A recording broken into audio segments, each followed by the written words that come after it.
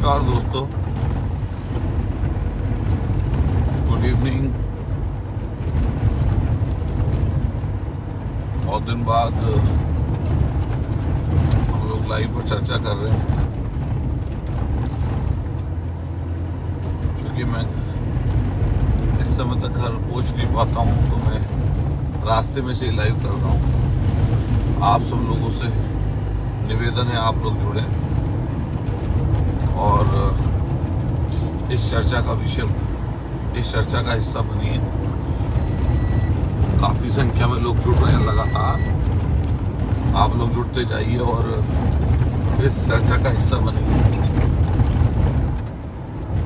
देखिए, एक चीज लोकतंत्र में है और जो पहले से बचपन से हमने देखा कि जो भी जिस पार्टी का बड़ा नेता अगर कोई होता था, राष्ट्रीय लीडर अगर कोई होता था, तो उसकी सुरक्षा में कभी कोई दल चूक नहीं करता था और मंशा ये रहती थी कि किसी भी सूरत में कोई ऐसी अनहोनी, ऐसी घटना ना घट जाए जिससे या तो कोई नेता प्रतिपक्ष या कोई विपक्ष का नेता या कोई राष्ट्रीय नेता उसको क्षति पहुंचे, नुकसान पहुंचे।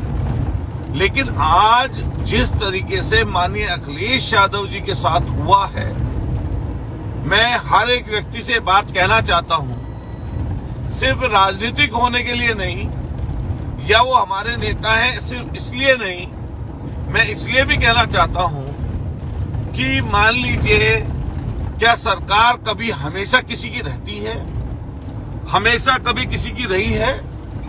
ये सरकारें आनी जानी है। सरकार कभी किसी की होती है, कभी किसी की होती है। लेकिन भाजपा के आज गुंडों ने जिस तरह का कृत्य वहां पर किया और उस कृत्य की निंदा अभी भाजपा के किसी भी नेता ने नहीं की।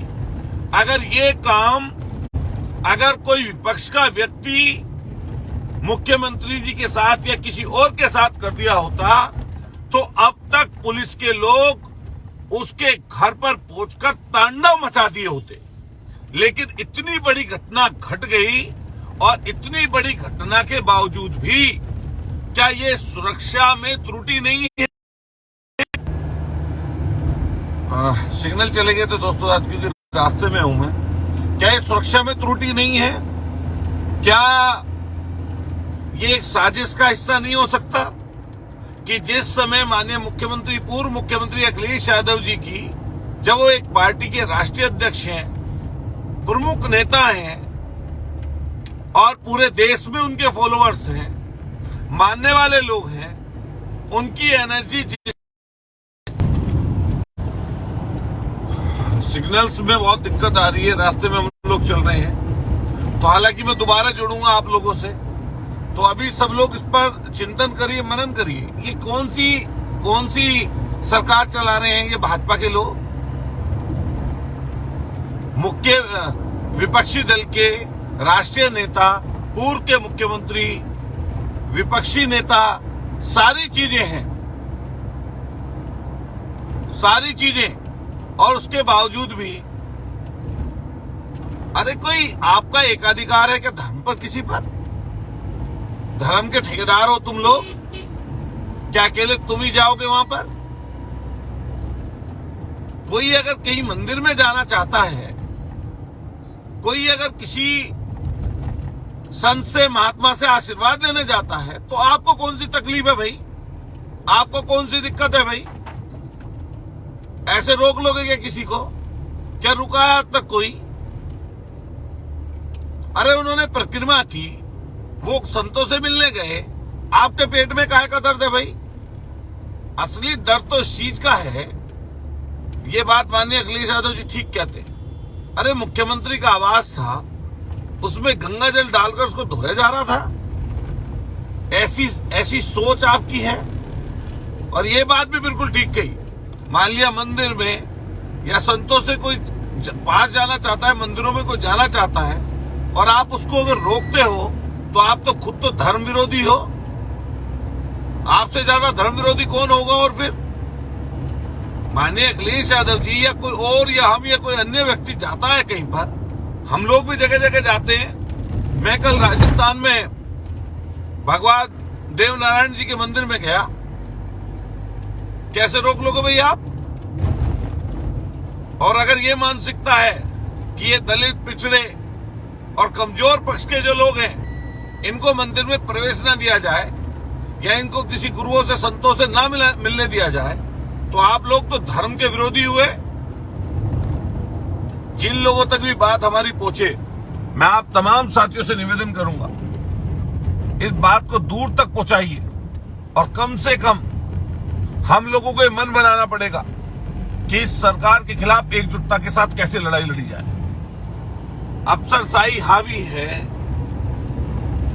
किस तरह की सरकारें चल रही हैं, पूरा एजेंडा सेट किए हुए हैं। किसी मंत्री, विधायक की, सरकार वाले लोगों की विचारों की हैसियत जैसी है सब जनता देख रही है।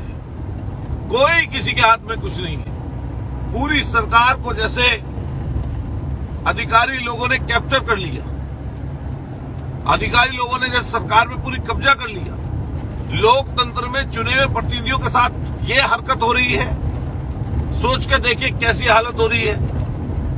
कोई कुछ भी बोलता रहे, कुछ भी कहता रहे, लेकिन असल में इस समय पर अफसरशाही हावी है और चंद लोग ऐसे डिसीजन लेते हैं कि आप सोच के देखिए। पूर्व के मुख्यमंत्री, नेता, प्रतिपक्ष,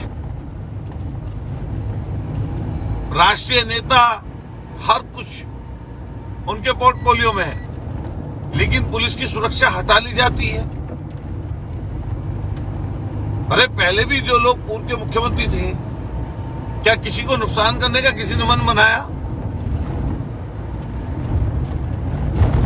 अपने पता नहीं कैसे कैसे नेताओं को जेड प्लस सुरक्षा दे रखी है। हम तो कह रहे हैं उनकी भी सुरक्षा को दिक्कत अगर है तो उनकी भी हो, लेकिन ये कौन सी बात हुई साहब? क्योंकि मैं गाड़ी में हूं, मैं दोबारा लाइव आकर आपके सामने बोलूंगा, लेकिन अभी हमारी देश के गृह मंत्री से मांग है और प्रधानमंत्री जी को, राष्ट्रपति महोदय, गवर्नर महोदय भी इस चीज का संज्ञान लें कि जो विपक्ष के नेता हैं उनकी सुरक्षा सुनिश्चित की जाए। माननीय अखिलेश यादव जी को पुनः जो पूर्व में एनएसजी कवर था वो एनएसजी कवर मिलना चाहिए और सरकार को उनकी पूरी सुरक्षा करने का काम करना चाहिए। नहीं तो हम लोग, समाजवादी लोग और प्रदेश की जनता, देश की जनता सड़कों पर होकर लड़ाई लड़ेगी इस बात की।